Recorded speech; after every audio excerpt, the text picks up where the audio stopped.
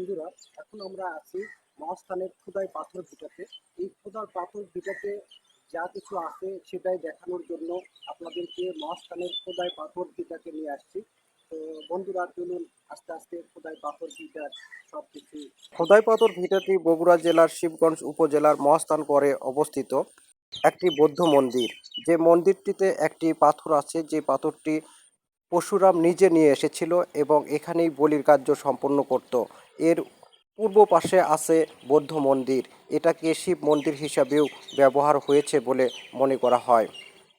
এই প্রত্নতাত্ত্বিক স্থানটি 1970 সালে ম্যাজিস্ট্রেট শ্রীযুক্ত জ্ঞানেন্দ্র গুপ্ত সর্বপ্রথম খনন কার্য পরিচালনা করেন। এই জায়গায় বিশাল আকারের পাথর আর পাথরের গায়ে খোদাই করা বিভিন্ন চিত্রর কারণে এই জায়গাটির নামকরণ করা হয় খোদাই পাথর। পরশুরামের সময় এই জায়গাতে হিন্দু রমণীরা দুধ দিয়ে গোসল করত এবং নৃত্য করত বলে ধারণা করা হয়।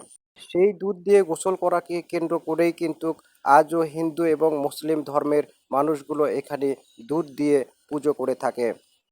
পাথরটির পাশেই কালের সাক্ষী হিসেবে দাঁড়িয়ে আছে বিশাল আকারের বটগাছ, যে বটগাছ শয়ে শয়ে বছর ধরে এই জায়গায় নীরব দাঁড়িয়ে আছে।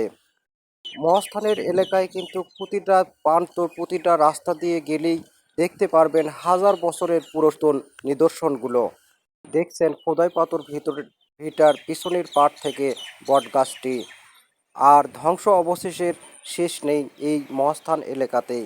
খোদার পাথর ভিটার এক অংশ দেখলেও পিছনের অংশতেই কিন্তু দেখতে পারলেন এই ধরনের জায়গাটি। ধন্যবাদ।